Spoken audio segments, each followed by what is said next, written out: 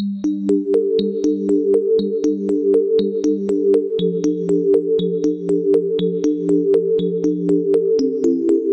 Friends, ഈ വീഡിയോയിൽ നമ്മൾ നോക്കുന്നത് ഖാദി ബോർഡ് LDCയുമായി ബന്ധപ്പെട്ട് ജനറൽ സയൻസിൽ നിന്ന് തിരഞ്ഞെടുത്ത ചില ചോദ്യോത്തരങ്ങളാണ്. ജനറൽ സയൻസ് നോക്കാം. പാരമ്പര്യ സ്വഭാവങ്ങൾക്ക് കാരണം ക്രോമസോമാണ്. ക്രോമസോമാണ് പാരമ്പര്യ സ്വഭാവങ്ങൾക്ക് കാരണം. ഷഡ്പദങ്ങളെക്കുറിച്ചുള്ള പഠനശാഖ എൻഡമോളജിയാണ്. ഷഡ്പദങ്ങളെക്കുറിച്ചുള്ള പഠനശാഖ എൻഡമോളജിയാണ്. കോശങ്ങളെ പറ്റിയുള്ള പഠനം സൈറ്റോളജിയാണ്. കോശങ്ങൾക്ക് സെൽ എന്നാണ് പറയുക, അതുകൊണ്ട് തന്നെ സൈറ്റോളജിയാണ് കോശങ്ങളെക്കുറിച്ചുള്ള പഠനം സൈറ്റോളജിയാണ്. എലീസ ടെസ്റ്റ് എന്തുമായി ബന്ധപ്പെട്ടതാണ്? എയ്ഡ്സ് രോഗം നിർണ്ണയിക്കാനുള്ള ടെസ്റ്റാണ് എലീസ ടെസ്റ്റ്. എയ്ഡ്സുമായി ബന്ധപ്പെട്ടിരിക്കുന്നു. മുണ്ടിനീർ എന്നത് ജലത്തിൽ കൂടി പകരാത്ത ഒരു രോഗമാണ്. കോളറ, സന്നിപാത ജ്വരം, അതിസാരം ഇതെല്ലാം ജലത്തിൽ കൂടി പകരുന്ന ഒരു രോഗമാണ്. അരിയിൽ നിന്ന് ലഭിക്കുന്ന ഡാഷ് ആണ് ശരീരത്തിൻ്റെ പ്രവർത്തനങ്ങൾക്ക് ആവശ്യമായ ഊർജം നൽകുന്നത്? അന്നജം. അരിയിൽ നിന്ന് ലഭിക്കുന്ന അന്നജമാണ് ശരീരത്തിൻ്റെ പ്രവർത്തനത്തിന് ആവശ്യമായ ഊർജം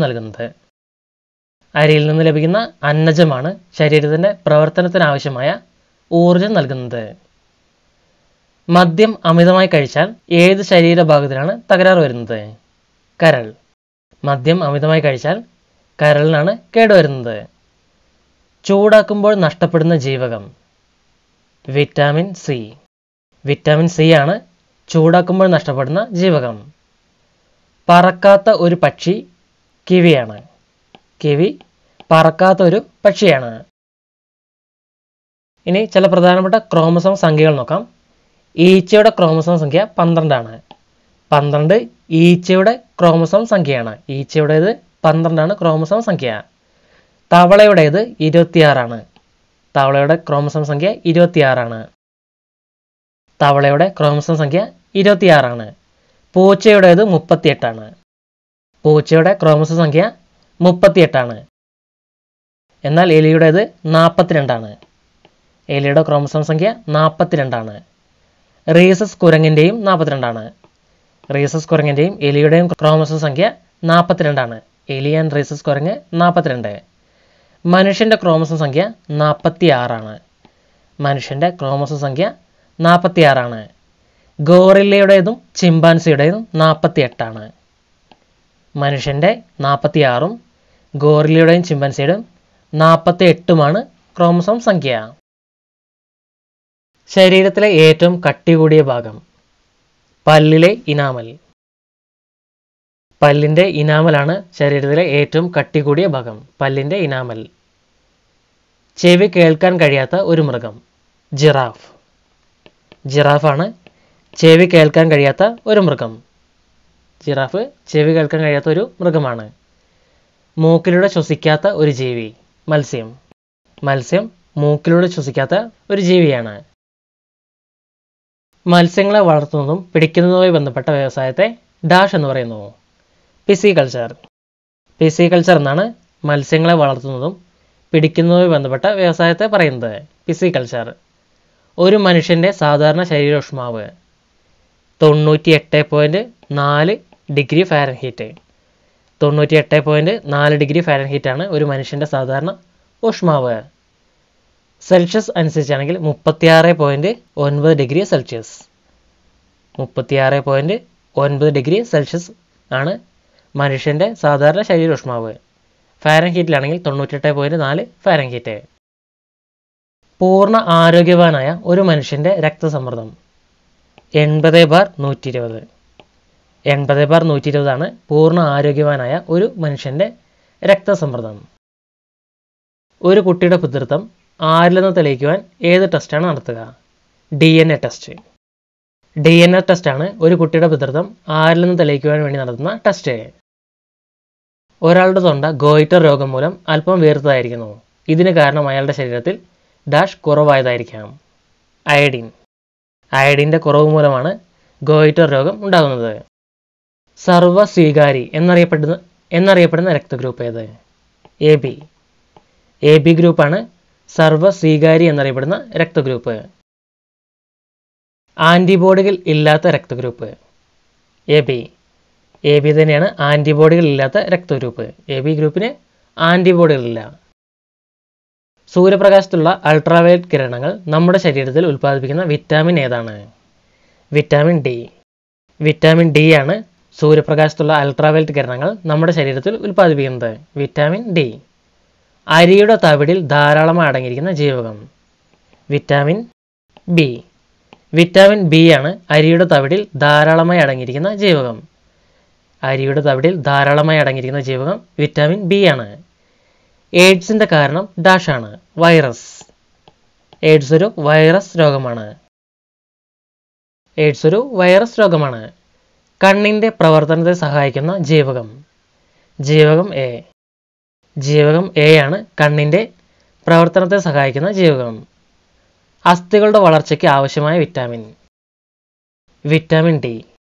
വിറ്റാമിൻ ഡി ആണ് അസ്ഥികളുടെ വളർച്ചയ്ക്ക് ആവശ്യമായ വിറ്റാമിൻ. ഗ്ലുക്കോമ മനുഷ്യ ശരീരത്തിലെ ഏത് അവയവത്തെ ബാധിക്കുന്ന രോഗമാണ്? കണ്ണ്. ഗ്ലുക്കോമ എന്നത് കണ്ണിനെ ബാധിക്കുന്ന ഒരു രോഗമാണ്. ഗ്ലുക്കോമ കണ്ണിനെ ബാധിക്കുന്ന ഒരു രോഗമാണ്. സാർസ് എന്ന രോഗം പകരുന്നത് വായുവിലൂടെയാണ്. വായുവിലൂടെയാണ് സാർസ് രോഗം പകരുന്നത്. BCG എടുക്കുന്നത് എന്തിനെ പ്രതിരോധിക്കാനാണ്? TB അഥവാ ട്യൂബർകുലോസിസ് അഥവാ ക്ഷയം. TB എന്നറിയപ്പെടുന്ന ട്യൂബർകുലോസിസിനെ പ്രതിരോധിക്കാനാണ് BCG എടുക്കുന്നത്. ക്ഷയരോഗത്തെ പ്രതിരോധിക്കാനാണ് BCG എടുക്കുന്നത്. ഡെങ്കിപ്പനിക്ക് കാരണമായത് ഏത്? ക്യൂലെക്സ് പെൺ കൊതുകുകൾ.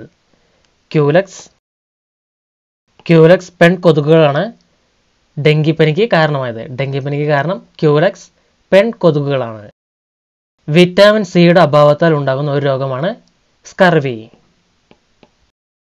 സ്കർവി വിറ്റാമിൻ സിയുടെ അഭാവം മൂലം ഉണ്ടാകുന്ന ഒരു രോഗമാണ്. വിറ്റാമിൻ സിയുടെ അഭാവം മൂലം ഉണ്ടാകുന്ന രോഗമാണ് സ്കർവി. പഴങ്ങൾ വേവിച്ച് കഴിക്കരുതെന്ന് പറയുന്നത് അതിലെ ഡാഷ് നഷ്ടമാകുന്നു എന്നതിനാലാണ്. ജീവകം സി. ജീവകം സി നഷ്ടപ്പെടുന്നതുകൊണ്ടാണ് പഴങ്ങൾ വേവിച്ച് കഴിക്കരുത് എന്ന് പറയുന്നത്. Vitamin C. ഏത് തരത്തിലുള്ള ജീവകമാണ് മധുര നാരങ്ങയിൽ അടങ്ങിയിരിക്കുന്നത്? ജീവകം സി. ജീവകം സി ആണ് മധുര നാരങ്ങയിൽ അടങ്ങിയിരിക്കുന്ന വിറ്റാമിൻ. രക്തം കട്ട പിടിക്കാത്തത് ഏത് വിറ്റാമിൻ്റെ കുറവ് മൂലമാണ്? Vitamin K. വിറ്റാമിൻ കെയുടെ കുറവ് മൂലമാണ് രക്തം കട്ട പിടിക്കാത്തത്. ഏത് വിറ്റാമിൻ്റെ കുറവ് കൊണ്ടാണ് റിക്കറ്റ്സ് ഉണ്ടാകുന്നത്? Vitamin D. വിറ്റാമിൻ ഡിയുടെ കുറവ് മൂലമാണ് റിക്കറ്റ്സ് ഉണ്ടാകുന്നത്. ഹോർമോണായി കണക്കാക്കുന്ന ജീവകം ബി. ജീവകം ബി ആണ് ഹോർമോണായി കണക്കാക്കുന്ന വിറ്റാമിൻ. തിമിരം ട്രക്കോമ എന്നത് എന്തിനെ ബാധിക്കുന്ന അസുഖമാണ്? കണ്ണിനെ ബാധിക്കുന്ന അസുഖങ്ങളാണ് ട്രക്കോമയും തിമിരവും. ഹസ്രദൃഷ്ടി എന്ന കണ്ണിൻ്റെ ന്യൂനത പരിഹരിക്കുന്നതിന് ഉപയോഗിക്കുന്ന ലെൻസ് കോൺകേവ് ലെൻസ്. കോൺകേവ് ലെൻസാണ് ഹസ്രദൃഷ്ടി എന്ന കണ്ണിൻ്റെ ന്യൂനത പരിഹരിക്കുന്നതിന് ഉപയോഗിക്കുന്നത്. Concave lens. ഹസ്രദൃഷ്ടി കോൺകേവ് ലെൻസാണ്. അയഡിൻ്റെ അഭാവം മൂലം ഉണ്ടാകുന്ന രോഗമാണ് തൊണ്ടവീക്കം അഥവാ ഗോയിറ്റർ. തൊണ്ടവീക്കം അഥവാ ഗോയിറ്റർ അയഡിൻ്റെ അഭാവം മൂലം ഉണ്ടാകുന്ന ഒരു രോഗമാണ്. പയോറിയ എന്ന രോഗം ബാധിക്കുന്ന അവയവം മോണയെ ബാധിക്കുന്ന ഒരു അസുഖമാണ് പയോറിയ. പയോറിയ എന്നത് മോണയെ ബാധിക്കുന്ന അസുഖമാണ്. മനുഷ്യ ശരീരത്തെ തുലന നിലയിൽ നിലനിർത്തുന്ന അവയവം സെറിബെല്ലമാണ്. സെറിബെല്ലമാണ് മനുഷ്യ ശരീരത്തെ തുലന നിലയിൽ നിലനിർത്തുന്ന അവയവം. മനുഷ്യ ശരീരത്തെ തുലന നിലയിൽ നിലനിർത്തുന്ന അവയവമാണ് സെറിബെല്ലം. സാർസ് രോഗം ആദ്യമായി പ്രത്യക്ഷപ്പെട്ടത് ഏത് രാജ്യത്താണ്? ചൈന. ചൈനയിലാണ് സാർസ് രോഗം ആദ്യമായി പ്രത്യക്ഷപ്പെട്ടത്. ശബ്ദത്തിൻ്റെ യൂണിറ്റ് ഡെസിബൽ ആണ്. ഒരു മനുഷ്യൻ ശ്വസിക്കുമ്പോൾ എത്ര ഡെസിബൽ ശബ്ദം ഉണ്ടാകുന്നു? 10 ഡെസിബൽ. 10 ഡെസിബൽ ശബ്ദമാണ് ഒരു മനുഷ്യൻ ശ്വസിക്കുമ്പോൾ ഉണ്ടാകുന്ന ഡെസിബൽ ശബ്ദം. ഹെപ്പറ്റൈറ്റിസ് ഏത് അവയവത്തെയാണ് ബാധിക്കുന്നത്? കരളിനെ ബാധിക്കുന്ന ഒരു അസുഖമാണ് ഹെപ്പറ്റൈറ്റിസ്. അസ്ഥിയിലെ പ്രധാന ലവണം കാൽസ്യം ഫോസ്ഫേറ്റ്. കാൽസ്യം ഫോസ്ഫേറ്റ് അസ്ഥിയിലെ പ്രധാന ലവണമാണ്. Calcium phosphate. രക്തത്തിലെ ഏത് ഘടകമാണ് കോശങ്ങളിൽ ഓക്സിജൻ എത്തിക്കുന്നത്? ഹീമോഗ്ലോബിൻ. രക്തത്തിലെ ഹീമോഗ്ലോബിനാണ് കോശങ്ങളിൽ ഓക്സിജൻ എത്തിക്കുന്നത്. രക്തത്തിലെ ഹീമോഗ്ലോബിനാണ് കോശങ്ങളിൽ ഓക്സിജൻ എത്തിക്കുന്നത്. കോശങ്ങളുടെ ഊർജ്ജ കേന്ദ്രം എന്നറിയപ്പെടുന്നത് മൈറ്റോകോൺട്രിയ. മൈറ്റോകോൺട്രിയയാണ് കോശത്തിലെ ഊർജ്ജ കേന്ദ്രം എന്ന പേരിൽ അറിയപ്പെടുന്നത്. കോശത്തിലെ ഊർജ്ജ കേന്ദ്രം മൈറ്റോകോൺട്രിയയാണ്. പ്രായപൂർത്തിയായ ഒരാളുടെ തലച്ചോറിൻ്റെ ഭാരം 1.4 കിലോഗ്രാം. 1.4 കിലോഗ്രാം. 1.4 കിലോഗ്രാമാണ് പ്രായപൂർത്തിയായ ഒരാളുടെ തലച്ചോറിൻ്റെ ഭാരം. ചെവിക്ക് വേദന ഉണ്ടാക്കുന്ന ശബ്ദത്തിൻ്റെ അളവ് 120 ഡെസിബലിന് മുകളിൽ. 120 ഡെസിബലിന് മുകളിലാണ് ചെവിക്ക് വേദന ഉണ്ടാകുന്ന ശബ്ദത്തിൻ്റെ അളവ്. മയോപ്യ എന്ന രോഗം ഏത് അവയവത്തെ ബാധിക്കുന്നതാണ്? കണ്ണ്. കണ്ണിനെ ബാധിക്കുന്ന ഒരു അസുഖമാണ് മയോപ്യ. മയോപ്യ എന്നത് കണ്ണിനെ ബാധിക്കുന്ന ഒരു അസുഖമാണ്.